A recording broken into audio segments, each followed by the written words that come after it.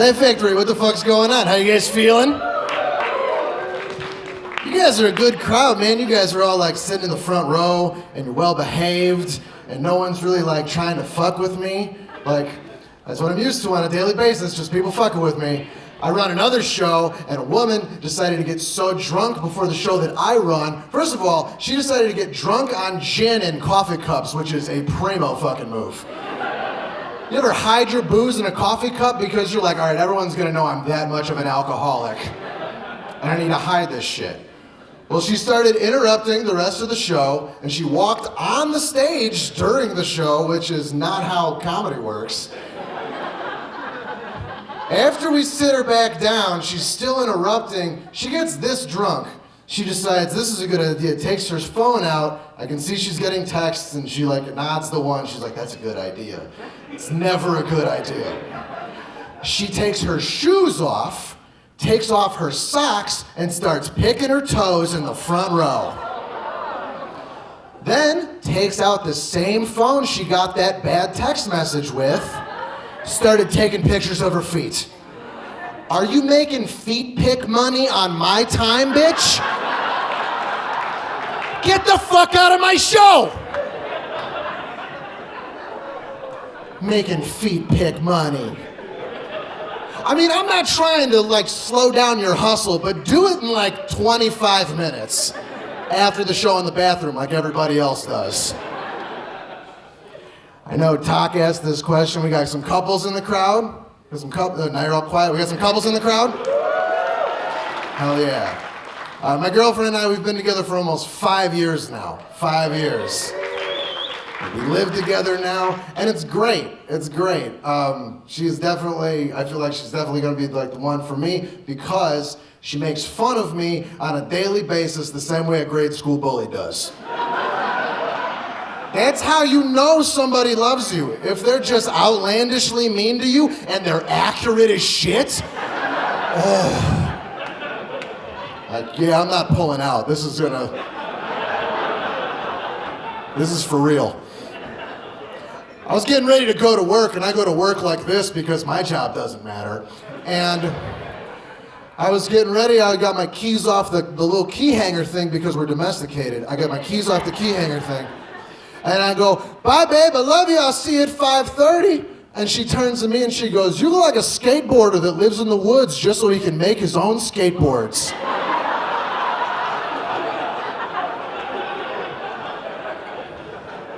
I'm like, ooh, I love that woman. I love that woman, man. Got in my car, I was like, I don't even need coffee today. I got an extra pep in my step. But man, like things are good, but we're tired all the time because like when you're in a relationship that long, you develop new problems, like shit that you did not see coming, and then right in the face. Hits you right in the face as hard as possible. Like we got this new problem, you see, is that our son Titus has been getting in trouble at school a lot lately. Except there's an even bigger problem, is that we don't have a son named Titus.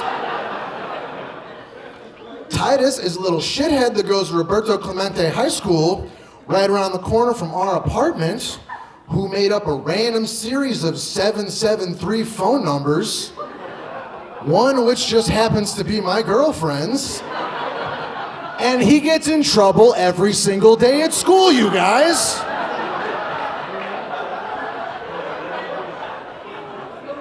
I got a phone call, I was at work, it was my girlfriend, she goes, I can't take these phone calls anymore. Me trying to be boyfriend of the year, I'm like, babe, give me that phone number. And I said, fuck it, I called the school. I'm like, yeah, Roberto Clemente High School? This is Titus's father. And they're like, oh, thank God you called, your son's running amok. I'm like, I know, he's a piece of shit.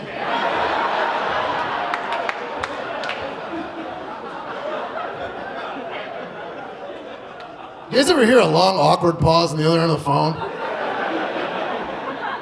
And that principal was like, excuse me?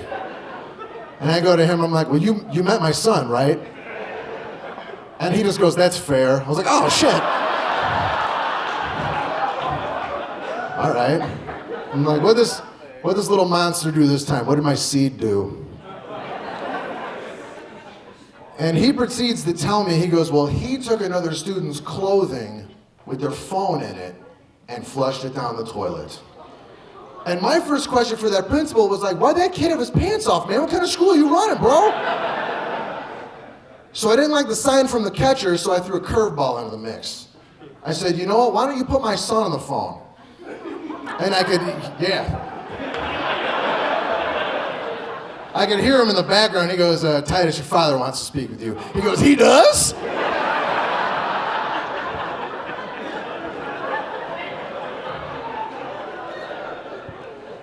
I get this kid on the phone. I'm like, yeah, Titus, this is your father. And he goes, it is? And before I could yell at my fake son, he saw the changeup, hit a grand slam, and just goes, where the hell have you been?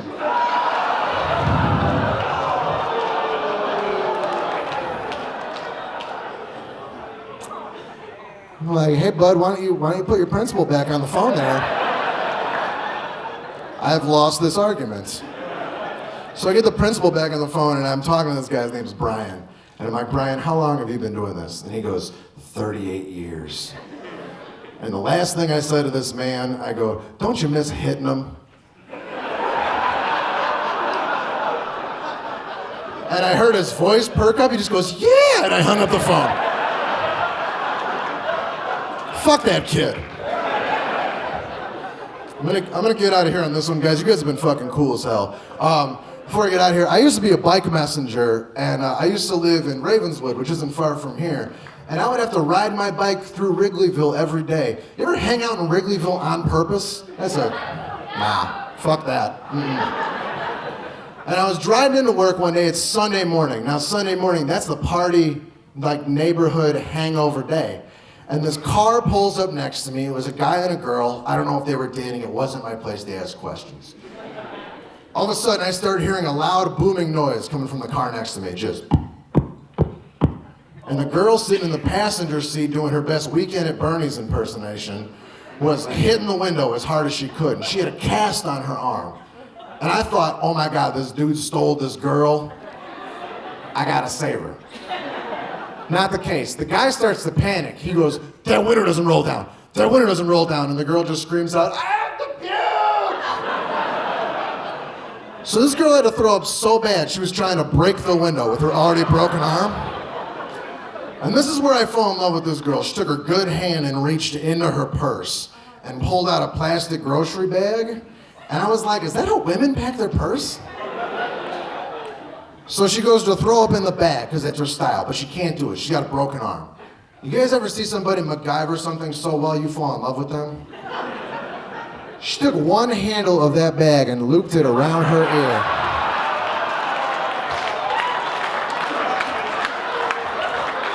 She took the other handle of that bag, looped it over her ear. Threw it with no hands like she was riding the Raging Bull at Six Flags. Then opens the door, which I don't know why the fuck she didn't just do that in the first place.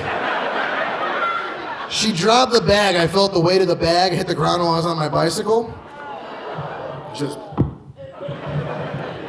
And she rode off into the sunrise forever, and I was like, where are you going, dream woman? I get into work, I'm gonna punch in. I wrote a Craigslist misconnection. I didn't find love that day, but it said this, beautiful girl, black hair, brown eyes, pink cast. Pukes like a champ on Addison and Clark. You left your bag, but you stole my heart. All right, I'm Jon Torres. Get over talk.